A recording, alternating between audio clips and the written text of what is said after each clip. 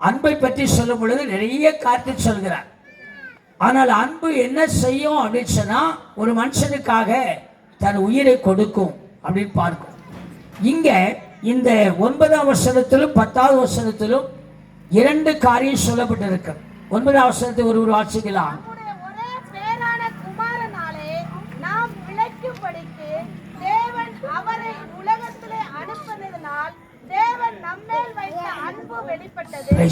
அங்க ஒரு அருமையான காட்டு வாசிக்கிறோம்.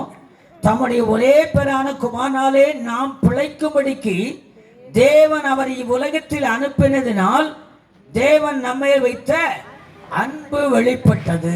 அப்படி பார்க்க கடவுள் மனுஷனாக அவதாரம் எடுக்க காரணம் என்ன என்று பார்த்தீங்கன்னா மனிதன் மேலும் வைத்த அளவிட முடியாத அன்பு.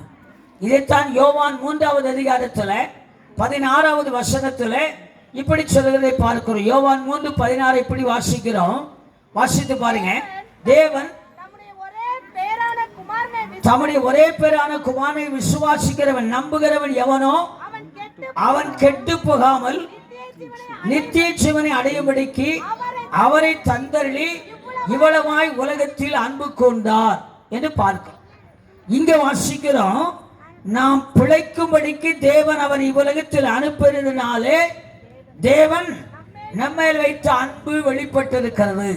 அதாவது உங்களை என்னையும் அண்ட சராசரத்தையும் அகிலாண்டத்தையும் சகல மனுக்குலத்தையும் படைத்த தெய்வம் இது மனுக்குலத்தை மீட்கும்படியாக, அதாவது விடுதலை ஆக்கும்படியாக, பாவத்திலிருந்து சாபத்திலிருந்து வியாதியிலிருந்து வறுமையிலிருந்து தொல்லை தொரட்டுகளிலிருந்து விடுதலை ஆக்கி சந்தோஷமாய் சமாதானமாய் நிம்மதியாய் வாழ வைக்க வேண்டும் என்று சொல்லி விரும்பின தெய்வம் மனுஷனை முதலாவது படைக்கும் பொழுதே தமது சாயலாக தமது ரூபத்தின்படி தம்மை போலவே மனுஷனை உண்டாக்கிறார். கடவுள் எப்படி இருக்கிறாரோ அது போலவே மனுஷனை கடவுள் உண்டாக்கினார். உண்டாக்கி அவர் மனுஷன் கடவுளோடு கூட அவரை போலவே நிம்மதியாக சந்தோஷமாக சமாதானமாக சகல சௌபாக்கியமும் நிறைந்தவனாக அருளே தேவ மகிமை தேவ சாயல் தெய்வீக ரூபம் நிறைந்தவனாய் வாழ வைக்க வேண்டும் என்று சொல்லி விரும்பி மனிதனை உண்டாக்கினார். ஆனால் மனிதனோ என்ன செய்தான் என்று சொன்னால் அவன் தன் வழியிலே போய் தனக்கு இஷ்டமானபடி ஆசை வைத்து இச்சை வைத்து விருப்ப வைத்து அவன் தன் வழியிலே போய் கடவுளுக்கு விரோதமாய் பாவம் செய்யவும் கடவுளுக்கு விரோதமான மனுஷனாய் மாறவும் பாவத்து நிமித்த சாபமும் வறுமையும் வியாதியும் தீராத வியாதி தீராத கஷ்டங்கள் தீராத தொல்லைகள் தீராத வறுமை தீராத தீர்க்க முடியாத பலவிதமான காரியங்கள். யாக்கோபு என்கிற ஒரு அப்போஸ்தலன் சொல்கிறான், மனுஷன் அவனவன் தன் வழியிலே போய் அருளே மனுஷ மாமிச விரும்பினபடி ஆசை வைத்து இச்சை வைத்து சிக்கி தவிக்கிறான் என்று பார்க்கிறோம். இதுக்கு ஒரு நல்ல கதை நான் முன்னாடி இந்த சின்ன பிள்ளைகளுக்கு சொல்லுவேன். அதாவது நம்ம திருப்பரங்குன்ற மலை மாறி அந்த மலைப்பகுதியிலே ஆலமரங்கள் இருக்கிறோம், நிறைய ஆலமரங்கள். ஆலமரத்தில் நிறைய குரங்குகள் இருக்கிறோம். இந்த குரங்குகள் அறுவலை கூட்டமாக தாத்தா குரங்கு அப்பா குரங்கு அண்ணன் தம்பி குரங்கு எல்லா குரங்கும் என்ன செய்யும், அங்கங்க ஓடி ஆடி விளையாடும். அப்ப இந்த தாத்தா குரங்கு சொல்லும், இப்பா நீங்க அந்த ஆலமரம் விழுது இருக்குல்ல அந்த பக்கம் போகாதுங்க, அந்த பக்கம் குளம் இருக்குது, அந்த குளத்துக்குள்ள சேரும் சகதியுமா இருக்குது. நீங்க விழுதுல ஓடி விளையாடும் பொழுது நீங்க விழுந்துட்டீங்கன்னா அந்த சேருக்குள்ள என்ன செய்வீங்க, மாட்டிக்கொள்வீங்க, செத்து போயிருவீங்க. நீங்க அங்கிருந்து மீண்டு வரவே முடியாது அப்படின்னு சொல்லுவாங்க. சொல்லும் பொழுது தாத்தா அப்பா குரங்கு சொல்லும் போது இந்த பேரம் பேத்தி குரங்கு இந்த நம்மள மாதிரி ஆட்களா இருக்கிறோம்ல, அப்பா தாத்தாவை சொல்றத கேட்காம கீழ்படியாம கம்மா பக்கம் போகாதுங்க, ரோட்டு பக்கம் போகாதுங்க, அந்த தண்டவாளத்து பக்கம் போகாதுங்க, அந்த பாலத்து பக்கம் போகாதுங்க, அங்க தண்ணி இருக்குது கிடங்கு இருக்குது அப்படின்னு சொன்னா சரின்னு சொல்லிட்டு அவங்க வேலைக்கு போன உடனே நம்ம மாட்டுக்கு என்ன செய்வோம், ஏய் தாத்தா அப்படித்தான் சொல்லுவாரு, நம்ம மாட்டுக்கு என்ன செய்வோம், ஓடி போய் விளையாடுவோன்னு சொல்ற மாதிரி ஓடி போய் விளையாடுவோன்னு சொன்ன மாதிரி அந்த குரங்கள் தாத்தா அப்பா குரங்கு வேலைக்கு போன பிற்பாடு இவங்க ஜாலியா விளையாட ஆரம்பிச்சாங்களாம். விளையாட ஆரம்பிக்கும் பொழுது என்ன நடந்துச்சு அப்படின்னு கேட்டீங்கன்னா, அந்த விழுதுல ஓடி ஓடி ஓடி பிடிச்சி கண்ணாமூச்சி விளையாண்டு தொட்டு பிடிச்சி இப்படி விளையாடும் பொழுது டப்புனு விழுது வழுக்கி அதுல 2 குரங்கு குட்டி என்ன செஞ்சிச்சு, அந்த சேரும் சகதியுமா இருக்கிற குளத்துக்குள்ள என்ன செஞ்சிச்சு, விழுந்துருச்சு. விழுந்த உடனே என்ன ஆச்சுன்னா, அங்க இருந்து எப்படியாவது தாத்தா வர முன்னாடி, அப்பா அம்மா வர முன்னாடி வந்துடலாம் அப்படின்னு சொல்லி அப்படின்னு ஒரு உண்ண இது எங்க உண்ண ஒரு பக்கம் அவனு மூச்சு விட விட கூட ஒரு அடி என்ன செய்யும், கீழே உள்ளே சகதிக்குள்ள போகும். தண்ணி இருந்தா நீச்சல் அடிச்சு வந்துடலாம், சேரும் சகதியுமா இருக்கிற இடத்துல நீச்சல் அடிச்சு வர முடியாது. அந்த நிலைமையில இன்னும் கொஞ்ச நேரம் போனா என்ன ஆகும்னா, கழுத்துக்கு போயிடுச்சு. இன்னும் ஒரு உண்ணுனா எங்க போயிடும், மூக்குக்கு போயிடும். இன்னும் ஒரு உண்ணுனா முழுமையா முழுகி செத்து போயிடும். அந்த நேரத்துல உதவிக்காக கையை நீட்டு காப்பாத்துங்க காப்பாத்துங்க காப்பாத்துங்க காப்பாத்துங்கன்னு சொன்ன. அப்போ இந்த குரங்கோட கூட சேர்ந்த மற்ற குரங்களை மாட்டிக்கிட்டியா சாக போறையில அப்படி வேடிக்கை பார்த்துச்சு. இன்னும் பல மிருகங்கள் வேடிக்கை பார்த்துச்சு. அந்த நேரத்துல அந்த இப்ப பாருங்கன்னா கிரிவலம் சொல்லி பெரிய நல்ல ரோடு போட்டுக்கிறாங்க. அங்க ஒரு ஒட்டகச்சிவிங்க அண்ணன் அப்படி உயரம் ஒட்டகச்சிவிங்க பார்த்துருக்கீங்களா, உயரமா இருக்கும். அது டெங் டெங் டெங் டெங்னு என்ன செஞ்சு கழுத்தை நீட்டி ஓடியாச்சு. வரும் பொழுது இந்த குட்டி குரங்கு 2 அண்ணா அங்கே காப்பாற்றுங்க காப்பாற்றுங்க எங்களா என்ன செய்யுங்க காப்பாத்து. அப்போ அந்த ஒட்டகச்சிவிங்கி பார்த்துச்சு, இப்படி காப்பாத்துங்க காப்பாத்துங்கன்னு சொல்லி சொல்லுகிற குரங்கு குட்டிங்க நம்மளையும் இழுத்து என்ன செய்யும், அந்த சேத்துக்குள்ள என்ன செய்யும், போட்டாலும் போட்டுரும் அப்படின்னு சொல்லி முன்னாடி போன 2-3 ஒட்டகச்சிவிங்க பேசாம போயிடுச்சு. பின்னாடி ஒரு இரக்கமுள்ள ஒட்டகச்சிவிங்க, ஒரு அன்புள்ள ஒட்டகச்சிவிங்க வந்துச்சு. நான் செத்தாலும் பரவாயில்லை, மேட்டில் தான் நிற்கிறேன், என் கழுத்து உயரமா இருக்குது, நிச்சயமா என்ன செய்வேன் கைப்பிடி கையை 2 கைப்பிடி நிச்சயமா என்ன செய்வேன் தூக்கி எடுத்துவேன் அப்படி சொல்லி அது தன் உயிரையும் யோசிக்காம அன்பு வைத்து அந்த ஒட்டகச்சிவிங்கி தன் கழுத்தை என்ன செஞ்சு இதை மாதிரி நீடிச்சு. நீட்டின உடனே 2 குட்டிகளை என்ன செஞ்சு கழுத்தை இறுக்கி பிடிச்சிச்சு. அப்படி தூக்கின உடனே அந்த சேற்றிலிருந்து என்ன எங்க வந்துருச்சு, ரோட்டுக்கு வந்துருச்சு. அதுக்கப்புறம் போய் நல்ல தண்ணியில் குளிச்சுட்டு ஒன்றும் தெரியாத பாப்பா மாதிரி தாத்தாட்ட அப்பாட்ட எங்கேயும் போகாத மாதிரி பவ்யமா உட்காந்துக்கிடுச்சு. இப்போ அந்த ஒட்டகச்சிவிங்கி அப்படியே வருது அவங்க தாத்தா கோரங்க பார்க்க. எதுக்கு, இந்த பிள்ளைகளுக்கு பாட சொல்லி கொடுக்க முடியாது. அப்போதான் சொல்லுது, நான் வரலைன்னா நான் அந்த வழியை வந்து எனக்கு முன்னாடி 4-5 ஒட்டகச்சிவிங்கெல்லாம் நினைச்சிச்சு போச்சு, அவங்களெல்லாம் அவங்கள கழுத்தை பிடிச்சி கொன்னாலும் கொண்டு போடுவாங்கன்னு தன் உயிரை காப்பாத்துறதுக்கு நினைச்சிட்டாங்க, போயிட்டாங்க. ஆனா நான் அப்படி செய்யலை, நான் பரவாயில்லை, ஒருவேளை அது 2 வலுடு பண்ணி என்னை இழுத்தாலும் ஏன் உயிர் போனாலும் பரவாயில்ல, அவைகளை காப்பாற்றி விடுவேன்னு சொல்லி அன்பு வைத்து அவர்கள் என்ன செஞ்சேன் காப்பாற்றிட்டேன் அப்படின்னு சொல்லிச்சு.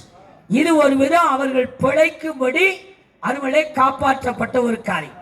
அதே குரங்கு கூட்டத்துல குரங்கு பிடிக்கிற ஆட்கள் வந்தாங்க.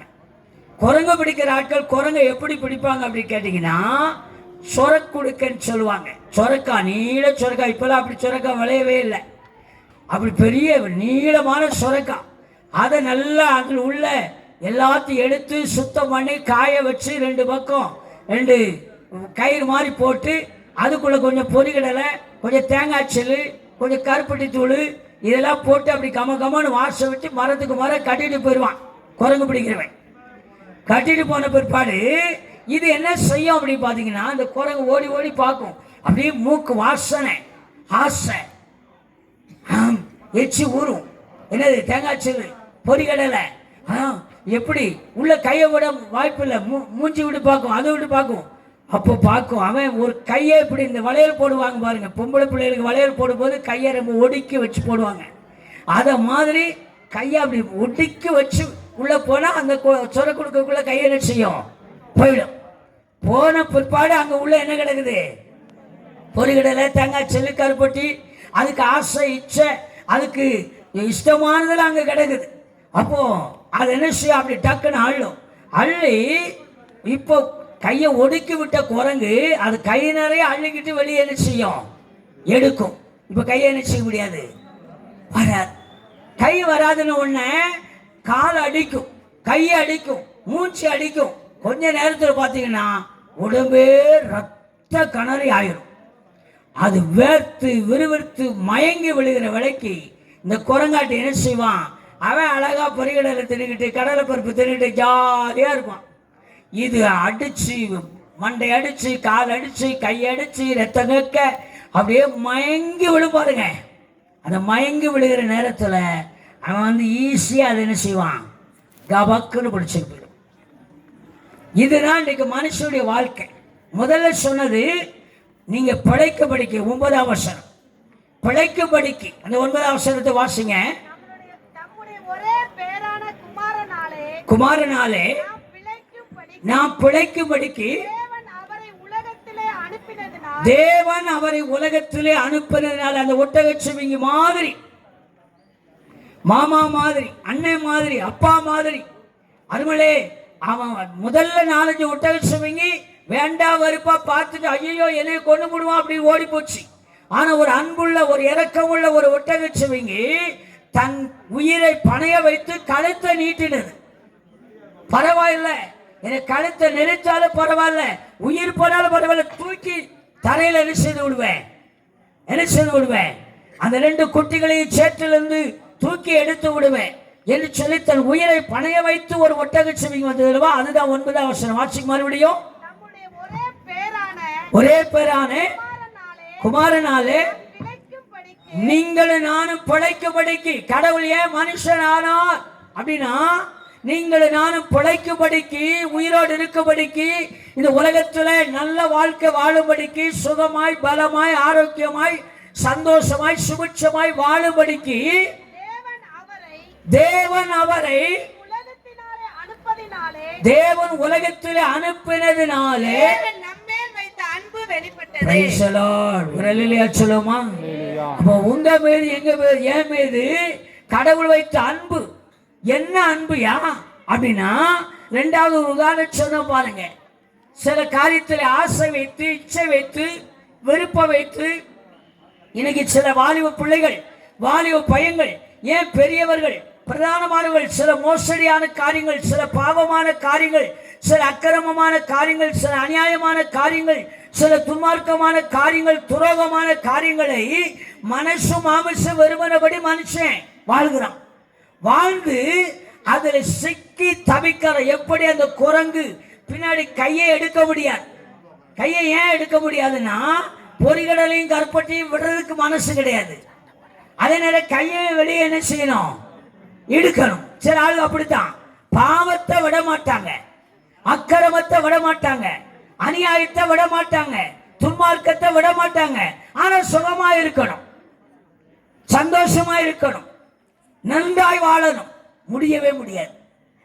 அந்த குரங்கு ஒன்று தேங்காய் செல்லு கருப்பட்டி அந்த அந்த இதெல்லாம் என்ன செய்யணும், விட்டு முதல்ல எப்படி கஷ்டப்பட்டு உள்ள விட்டுச்சோ அதே மாதிரி கஷ்டப்பட்டு அதை கம்ப்ளீட்டா விட்டுட்டு பாவத்தை வேதம் சொல்லுகிறது. அதுபோல ஒரு மனுஷன் இயேசுவை தெய்வமா ஏற்றுக்கொண்டால் அவன் பாவத்தை விட்டு ஓய்ந்திருக்கிறான் வசனம் சொல்லுகிறது.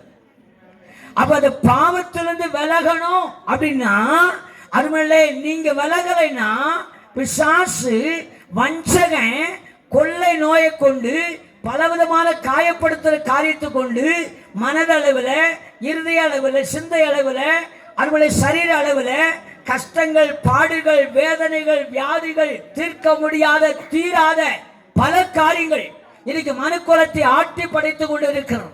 பிசாசு பிடிகள், மை மாந்திரிகள், இன்னும் பல்வேறு விதமான ஏவல்கள், அதுபோல பாரம்பரிய பாவங்கள், சாபங்கள், பாரம்பரிய ஜென்ம பாவம், கர்ம பாவம் தலைமுறையாக நம்மை ஆட்டி படைத்துக் கொண்டு இருக்கிறோம். இன்னைக்கு உலகத்தில் பணமோ பொருளோ ஆஸ்தியோ ஐஸ்வர்யமோ ஒரு மனுஷனுக்கு நிம்மதியை தராது, சந்தோஷத்தை தராது, சமாதானத்தை தராது, விடுதலையை தராது, விருத்தியை தராது. அதுபோல இங்க வாசிக்கிறேன், இங்க சொல்லப்பட்டிருக்கிறது 10வது வசனத்துல வாசிங்க 10வது வசனத்தை. நாம் தேவனிடத்தில் அன்பு கூர்ந்ததினால் அல்ல, அவர் நம்மிடத்தில் அன்பு கூர்ந்து நம்முடைய பாவங்களை நிவர்த்தி செய்கிற கிருபாதர பலியாக தம்முடைய குமாரனை அனுப்பினதினாலே அன்பு உண்டாயிருக்கு. ஆமென். அங்க வாசிக்கிறோம், நாம் முந்தி அன்பு கூர்ந்ததினால் அல்ல. அந்த குரங்கு பிடிக்கிறவன் காத்திருப்பான். அதே நேரம் இந்த குரங்குகளை எல்லாம் பராமரிக்கிற ஒரு பராமரிப்பாளர் அந்த நேரத்தில் பார்ப்பாரானால் அந்த குரங்கு பிடிக்கிறவனை சாட்டை எடுத்து என்ன செய்வார்? அடித்து விரட்டி விட்டு இந்த குரங்கை பக்குவமாய் தன் உயிரையும் பணைய வைத்து மீட்டுக் கொள்வார். ஏன்னா அது வேதனையில் இருக்கும். அப்ப யார் போனாலும் என்ன செய்யும்? கடிச்சு கொதறிடும். உயிர் போற நிலைமையில கதறி கொண்டிருக்கிற குரங்கிட்ட போனா உங்க உயிரை வாங்கிடும். ஆனா உயிரையும் பணைய வைத்து அருமையினுடைய பராமரிப்பாளர், அதை பாதுகாக்கிறவன், அருமையிலே அதற்கு பக்குவமாய் தன் ஜீவனையும் பாராம அதை காப்பாற்றுகிறதை பார்க்கிறோம். அதே நேரத்தில் அந்த குரங்குகள் மனுஷனுக்கு என்ன செய்தது என்பது முக்கியமல்ல, அதை காப்பாற்றும்படியாக தன் உயிரை பணை வைக்கிற காரியத்தை பார்க்கிறோம். இதே போலதான் நீங்கள் நானும் கடவுள் மீது முந்தி அன்பு கூறவில்லை, அவர் நம்மையில வைத்த அன்பினால தமக்காக உங்களுக்காக எனக்காக என்ன செய்திருக்கிறாராம்?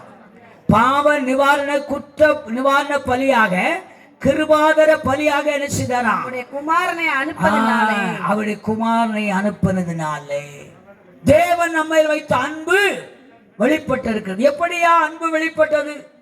யோவான் 3:16 அதை வாசிக்கிறது. தேவன் தம்முடைய ஒரே பேரான குமாரனை நம்புகிறவன் எவனும் அவன் கெட்டு போகாமல் சொன்னா அழிந்து போகாமல், நஷ்டப்படாமல், கஷ்டப்படாமல், இந்த உலகத்துல நிம்மதியாய் சந்தோஷமாய் சமாதானமாய் வாழ அருமையிலே அதான் நித்திய ஜீவனை அடைந்து கொள்ளும்படிக்கு இந்த உலகத்தில் உயிரோடு இருக்கிற சகல நாளும் சந்தோஷமும் சமாதானமும் நிம்மதியான ஒரு வாழ்க்கை வாழ அவன் கெட்டு போகாமல் நித்திய ஜீவன் சொன்னால் செத்த பிற்பாடு நித்திய மோட்சத்துக்கு போக அவர் இந்த உலகத்தில் என்ன செய்தாராம்? தந்தருளினார். எப்படி தந்தருளினார் சொன்னா, கடவுள் தன்னைத்தானே தாழ்த்தி வெறுமையாக்கி அடிமையின் உருவம் எடுத்து ஒரு மனுஷனாய் பிறந்தார். அந்த மனுஷனுக்கு பெயர் தான் இயேசு. இயேசு என்று சொன்னால் தம்முடைய ஜனங்களுடைய பாவங்களை நீக்கி அவர்களை ரட்சிப்பவர், விடுதலையாக்குபவர். ஒரு மனுஷனுடைய பாவம் மன்னிக்கப்படுமானால் சாபம் மாற்றப்படும். சாபம் மாற்றப்படுமானால் வறுமை, வியாதி, அவருடைய வாழ்க்கையில தொண்டு தொட்டு வந்த எல்லா காரியத்துக்கும் ஒரு விமோச்சனமும் விடுதலையும் உண்டு. அவர்களை தேவன் தம்முடைய ஒரே பேரான குமாரனை நம்புகிறவன். அவரை நம்புவீர்களானால் அவர் தாமே உங்களுக்காக எனக்காக பாடுபடவும் இரத்த சிந்தவும் உயிரை கொடுக்கவும் இந்த உலகத்திலே மானிடனாய் அவதாரம் எடுத்து வந்தார். அந்த மனுஷனுக்கு பெயர் தான் இயேசு. இயேசு என்று சொன்னால் ஏதோ வெளிநாட்டு பெயர் நினைச்ச கூடாது, அந்நிய நாட்டு தெய்வம் நினைச்ச கூடாது. அருமலே இந்த உலகத்தின் மத்திய பகுதியிலே பிறந்தவர் இயேசு. ஆசியா கண்டத்தில் பிறந்தவர் இயேசு. எல்லா கண்டத்தின் மக்களை காட்டிலும் உங்களுக்கு எனக்கும் அவர்தான் சொந்தக்காரர், அவர்தான் உரிமையானவர், அவர்தான் குல தெய்வம், அவர்தான் ஆண்டவர், அவர்தான் நம்மளை உண்டாக்குறவர், அவர்தான் நம்மள வைத்த அன்பு கூர்ந்து நமக்காக மனிதனாய் பிறந்தவர். இந்த உலகத்திலே மனுஷனுக்காக பாடுபட இரத்த சிந்த உயிரை கொடுக்க வந்த ஒருவர் உண்டானால் நான் பிரசங்கிக்கிற இயேசு மாத்திரம்தான். அடுத்து விண்ணுலகத்தை விட்டு இந்த மண்ணுலகத்துக்கு உங்களை என்னை தேடி வந்த ஒரு தெய்வம் இயேசு. இன்னைக்கு உலகத்திலே கடவுளை தேடி தேடி தேடி தேடி நாடி நாடி நாடி ஓடி ஓடி பார்க்கிறார்கள், கடவுளை காண முடியவில்லை. ஆனால் வேதம் சொல்லுகிறது, அருமையிலே அவருக்குள் ஜீவன் இருந்ததா, உயிர் இருந்ததா. அந்த உயிர் மனுஷனுக்கு ஒளியாயிருந்தது. அந்த ஒளி எந்த மனுஷனையும் பிரகாசிப்பிக்கிற மையான ஒளி. அந்த ஒளி இருளிலே பிரகாசிக்கிறது, இருளானதை பற்றிக் கொள்ளாது. இருள் என்று சொன்னால் பாவம், சாபம், அருமையிலே வறுமை, வியாதி, சஞ்சலம், தவிப்பு, வேதனை உள்ள இடம். இயேசு மனுஷனுக்காக இந்த உலகத்துக்கு வந்தவர். அந்த 9ஆம் வசனத்தில் வாசித்தோம், 4:9 நீங்கள் நானும் பிழைக்கும்படியாக. யோவான் 10:10 சொல்லப்பட்டிருக்கிறது, அவர் இந்த உலகத்திலே அதுவல்லே நமக்கு ஜீவன் உண்டாயிருக்க, உயிர் உண்டாயிருக்கவும், அந்த உயிர் பரிபூர்ணப்படுத்தவுமே இயேசு உலகத்திற்கு வந்தார். இந்த உலகத்தில் வாழ்கிற வாழ்க்கை கொஞ்ச காலம், சீக்கிரமாய் நாட்கள் கடந்து போகிறோம். குறுகின காலத்தில் மனுஷன் மரித்து போகிறான். மரித்த பிற்பாடு ஒரு நித்திய வாழ்க்கை இருக்கிறது. அந்த நித்திய வாழ்க்கையை கொடுக்கும்படியாகத்தான் அவர் இந்த உலகத்தில் பாவத்தின் பரிகாரத்தை, பாவ நிவாரண பலியாக, கிருபாதர பலியாக, உங்களை என்னை மீட்கும் பொருளாக இந்த உலகத்தில் மனித அவதாரம் எடுத்தார். மனுஷன் மோட்சத்துக்கு போக வேண்டுமானால் ஒரே ஒரு வழி, நானே வழியும் சத்தியமும் ஜீவனுமாயிருக்கிறேன், என்னால அல்லாமல் ஒருவன் அந்த சொர்க்கத்துக்கு வர முடியாது சொல்லிட்டேன். அதனால பாவம் கழுவப்பட்டால்தான், பாவ மன்னிப்பு பெற்றால்தான், பரிசுத்தமுள்ள வாழ்க்கை வாழ்ந்தால்தான், இந்த உங்களுக்காக எனக்காக உலகத்தில் பிறந்த இந்த தெய்வத்தை உண்மையாக ஏற்றுக்கொண்டால்தான் நம்முடைய வாழ்க்கையில, இந்த உலகத்தில் வாழ்கிற வாழ்க்கையில சந்தோஷம், சமாதானம், நிம்மதி. அந்த 9ஆம் வசனம் சொல்லுகிறது போல, நீங்கள் நானும் பிழைத்து பெருகும்படி நமக்காக நம்மில் அன்பு கூர்ந்து இந்த உலகத்திலே மனித அவதாரம் எடுத்தார். அவதாரம் எடுத்தவர் நம்முடைய பாவத்தையும் சாபத்தையும் மாற்றும்படியாக, நமக்கு பாவ நிவாரண பலியாக, கிருபாதர பலியாக, உங்களுக்காக எனக்காக இரத்த சிந்ததில் இல்லாமல் பாவ மன்னிப்பு இல்லை என்று சொல்லி எல்லா வேதங்களும் சொல்லுகிற பிரமாணத்தை நிறைவேற்றும்படி பாவமில்லாத அவர் உங்களுக்காக எனக்காக பாவத்தை ஏற்றுக்கொண்டு பாவத்தின் சம்பளம் மரணம் என்கிற அந்த பரிகாரத்தை இந்த உலகத்தில் உண்டாக்கும்படி வெளிப்பட்டார், பிறந்தார், பாடுபட்டார், இரத்த சிந்தினார், உயிரை கொடுத்தார். அருமளே, அவர் உயிரை கொடுத்தவர் உங்களுக்கு எனக்கும் உயிர் உண்டாயிருக்கவும், அந்த உயிர் பரிபூர்ணப்படவும். இன்னைக்கு அநேகர் ஏன் வாழ்கிறேன், இந்த உலகத்தில் ஏன் வாழ்கிறேன், செத்து செத்து வாழ்கிறேன். பணம் இருக்கிறது, காசு இருக்கிறது, பதவி இருக்கிறது, அந்தஸ்து இருக்கிறது, அதிகாரம் இருக்கிறது, ஆள் பலம் இருக்கிறது, அதிகார பலம் இருக்கிறது, எல்லாம் இருக்கிறது. ஆனாலும் இந்த உலகத்தில் ஏன் வாழ்கிறேன் என்கிற கேள்விக்குறியோடு கூட மனுஷன் தவித்துக் கொண்டிருக்கிறதை பார்க்கும். நிம்மதி இல்லை, சமாதானம் இல்லை, சந்தோஷம் இல்லை. இதை தரும்படியாக இந்த உலகத்தில் வெளிப்பட்ட ஒரே ஒரு தெய்வம் தான் உங்களை என்னை உண்டாக்கின சர்வ வல்லமுள்ள கடவுள் மனிதனாக அவதாரம் எடுத்து இயேசு என்ற நாமத்தில் வெளிப்பட்டார்.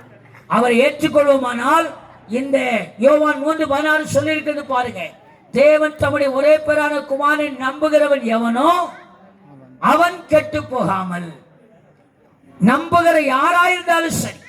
1 யோவான் 1:9 சொல்லப்பட்டிருக்கு, எந்த மனுஷனை பிரகாசிப்பிக்கிற மெய்யான ஒளி அந்த ஒளி. யாராயிருந்தாலும் சரி, அவர் அருமை சாதாரணமானவராயிருக்கலாம், அசாதாரணமானவராயிருக்கலாம், படித்தவராயிருக்கலாம், பாமரனாயிருக்கலாம், வெள்ளையனாயிருக்கலாம், கற்பனாயிருக்கலாம், சிவப்பனாயிருக்கலாம், எந்த நிறத்தவனாயிருந்தாலும் சரி, யாராயிருந்தாலும் சரி, உலகத்தின் கடைகோடியில எந்த ஒரு மூலையில மனுஷன் என்று ஒருவர் உண்டானால் அவனுக்காக பிறந்தவர் இயேசு. இதோ உலகத்தின் பாவத்தை சுமந்து இருக்கிற தேவ ஆட்டுக்குட்டி, மாம்ச தேகமுள்ள யாவருக்கும் தேவனாயிருக்கிற கர்த்தர் அவர் ஒருவர் தான். அவரை அண்டிக் கொள்கிற யாவரும் பாக்கியவான். அவர்கள் இந்த உலகத்தில் சுபிட்சமும் பலமும் ஆரோக்கியமான வாழ்க்கை வாழ்வது மாத்திரமல்ல, அருமல்லே, அவர்கள் இந்த உலகத்தில் மாத்திரமல்ல, இந்த உலகத்தில் கண்ண மூடினா அந்த கடவுளுடைய மடியில, அந்த சொர்க்கத்துல, வைகுண்டத்துல அந்த நித்தியானந்த பேரின்ப பாக்கியத்தை பெற்றுக்கொள்ள இந்த இயேசு ஒருவர் மாத்திரமே வழி. மாத்திரமல்ல, அவருக்கு இன்னொரு பெயர் சொல்லப்பட்டிருக்கிறது. மத்திய 1ஆம் அதிகாரம் 23ஆவது வசனத்துல அவர் இம்மானுவேல் என்று சொல்லப்படுவார். இம்மானுவேல் என்றால் தேவன் நம்மோடு இருக்கிறார். எது வரைக்கும் இருப்பாருங்க? உலகத்தின் முடிவு பரியந்தம், நீங்கள் நானும் உயிரோடு இருக்க வரைக்கும், மரண பரியந்தம் நம்மோடு கூட இருக்கிற தேவன். உங்களை விட்டு விலக மாட்டார், உங்களை கைவிட மாட்டார். உங்களை பாதுகாக்க, அருமலை உங்களை உயிரோட வைக்க, உங்களை ஆசீர்வதிக்க, விருத்தி அடைய பண்ண இந்த தேவன் என்றென்றைக்கும் உங்களோடு கூட இருந்து உங்களை காக்க வல்லமையுள்ள தெய்வமாய் இருப்பார் என்று சொல்லி வாழ்த்தி இந்த கிறிஸ்துமஸ் நல்வாழ்த்துக்களை சொல்லி விடைபெறுகிறேன். நன்றி, வணக்கம். கர்த்தர் உங்களை ஆசீர்வதிப்பாராக. இந்த வேலையில கூட நேத்ரா வசனம்